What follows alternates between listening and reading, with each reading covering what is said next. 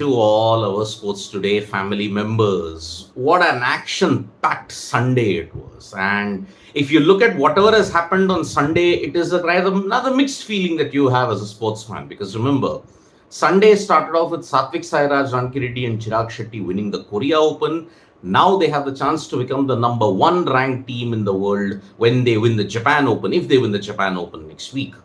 Then you had the Ashes. The Ashes ended with a draw. First draw ever in the history of Ben Stokes' captaincy in the baseball era. It was England's first draw. Because of the draw in Old Trafford, now Australia have retained the Ashes and they're going to keep it for 2 more years. When England go in 2025, 2026 down under, they will try and retain it. Then we had the ACC Emerging Asia Cup, where unfortunately India were hammered by 128 runs against Pakistan. Then the last match, it was India versus West Indies. India are currently 76 for 2. West Indies are 76 for 2, and India are 8 wickets away from taking a clean sweep. Now, I'll come to all the other things later, but firstly, on the Ashes. This was a missed opportunity for Ben Stokes as he wants to create a legacy team. Remember, if England had won the Ashes, they would have similarly gotten the legacy which the 2005 team had. Remember, 2005 team also bounced back from being 1-0 down and they went on to win the series 2-1. Here they are 2-1 down with only one test to play. Whatever happens at the Oval, if England win, Australia still retain the Ashes. But if Australia win, then they have a chance to erase 22 years of pain. Because remember, Australia have not won in England. They have not won a series in England for 22 years now. So now they will be desperate to avoid that streak. Now, after the match, there were contrasting reactions when it came to Ben Stokes and Pat Cummins. What was the situation? Ben Stokes was asked about whether he regretted the declaration in Edgbaston. The clear two-letter answer was no. He did not have any regrets about declaring in Edgbaston because remember, he was actually criticized in several sections of the media. Should he have not declared in Edgbaston? Should he have declared earlier in Manchester? Knowing fully well that the weather across 2 days on Saturday and Sunday were going to be woeful in Manchester, could he have declared much earlier on day 3? But then it is a lot of conjecture and a lot of ifs and buts about it. What if Australia had batted even better? What if Australia had faltered earlier? All that is now into conjuncture. What Ben Stokes thought that maybe, yes, let us bat and ensure we bat once and bat big. Bat Australia out of the contest and ensure that we can make as many inroads as possible. But at the same time, knowing the weather, maybe they were already fighting a race against time. So that's why England have actually said that Ben Stokes is clear. He has no regrets on the declaration that he did at Edgbaston. Because remember, that seemed to be a rather, a knee-jerk reaction. He wanted to get the game going, but England could not bowl the tail out in Edgbaston, and that is the reason why Australia won that match. Then they won at Lord's. Leeds they might have lost, but then the draw at Old Trafford means Australia's unbeaten streak now may extend to 50 years in Old Trafford. Because remember, no Ashes Test is scheduled for 2027 in Old Trafford, and that is the problem. Now after this, 2031, it is going to be Old Trafford. 50 years later, maybe England can win against them. Ben Stokes said in the post-match presentation, he said, it's a tough one to take, The kind of cricket we played on the first 3 days and to be on the wrong side of the weather, it's a tough one. But it's part of the journey. I think coming into this game, it was a do or die game for us. And we have a lot of pride to play the next game. The injury to Pope made us think about the structure of the team. Very pleased with the effort.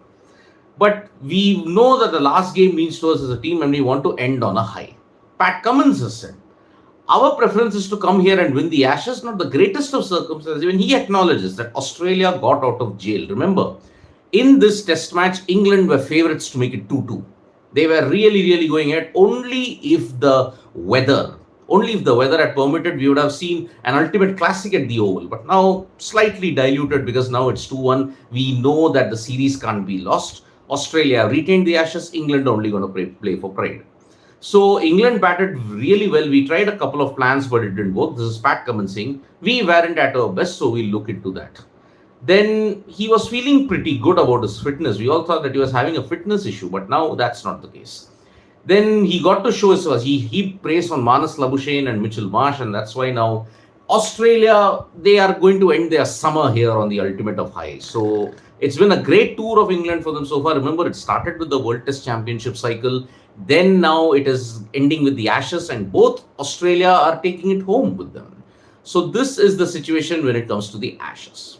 Now on the India versus West Indies Test match. India versus West Indies, we all thought was going to meander away into a draw, considering how West Indies had absolutely shut shop after the third day. They had just scored 143 runs in 67 overs on day three. But on day four, Mohammad Siraj's burst and the way how Rohit Sharma and Ishan Kishan batted, it was truly magnificent. Ishan Kishan, for example, he scored a maiden 50. He hit a couple of sixes. One-handed shot of one-handed six that got him to a landmark was simply a treat to watch. And Mohammad Siraj's 5 wickets actually blew the game wide open because he took the remaining 5 wickets in 54 minutes. And in the post-match press conference, Mohammad Siraj was really wondering as to what needs to be done on this wicket, because he himself admitted it is a very flat wicket and taking wickets here requires a lot of extra effort. But on Ishan Kishan, he had a very special praise. We know Ishan Kishan, Mohammad Siraj stated, we know that we are missing Rishabh Pant. But Ishan Kishan can kind of make up for the skills in which Rishabh Pant has. He has that aggression, he has the temperament, he's a safekeeper. He can fill up the void that Rishabh Pant has left. So that is very high praise from Mohammad Siraj, considering that Ishan Kishan kind of has been at the crossroads of his international career. I mean, look at it. After a double hundred in the Bangladesh ODI, he struggled to reach to that impact in white ball cricket. Here, he hit a very good 50, and one hopes that he can continue this manner, because remember, after this, India played directly 2 tests in South Africa. So that is why Mohammad Siraj's praise is really good. He said that we hope that he can fill the void that Rishabh Pant has left. But yes, matching up to Rishabh Pant is very difficult. So Ishan Kishan has his own set of flares, but he has the same temperament and aggression like Rishabh Pant has. So that is the praise that Mohammad Siraj gave on Ishan Kishan at this point in time. When you have to look at the world of other sports, Max Verstappen, Super Max, what a performance. I mean, at Hungaroring, who can catch him? No one. I think this year you're going to see the ultimate domination that Max Verstappen can set. No one is going to stop him from winning a hat-trick of titles, because that will be an unprecedented feat as well. Not since the Hamilton era, not since the Michael Schumacher era, you're going to see such unprecedented domination. So Max Verstappen is really heading into a zone of his own. And remember, there was a very hilarious moment that happened in the presentation ceremony when there was champagne flowing and they were all celebrating on the podium. Lando Norris actually wanted to open his champagne bottle and he banged it on the podium so that the cork would pop.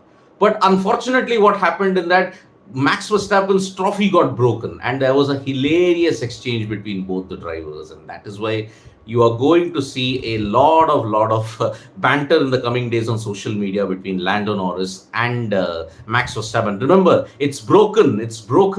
This is the meme that is plaguing Lando Norris at this, because remember, Lando Norris had shouted out on the radio in Spa that yes, my car is going into stall. It's broken. Some of the mechanisms are broken, so that's why it's broken. This is going to trend in F1 at this point in time.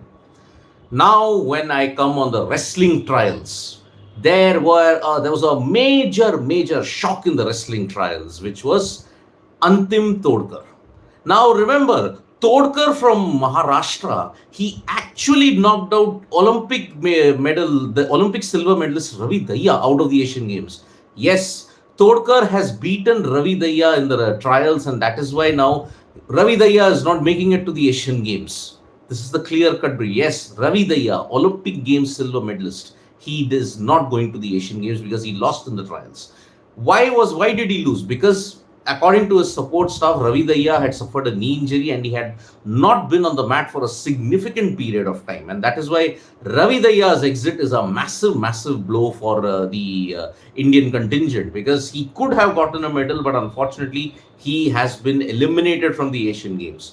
But there is more good news if you have to look at it, because Aman Sehrawat, the Asian champion, he managed to get through after a very tough fight. So that is why Aman Sehrawat is going to the Asian Games, and one hopes that the Asian Championships which he won, he replicates the feat in the Asian Games as well. But no Ravi Daya, that is a big blow indeed for the Indian contingent, because he lost 28 to Todkar, and that is good. That left everybody in the stadium shocked.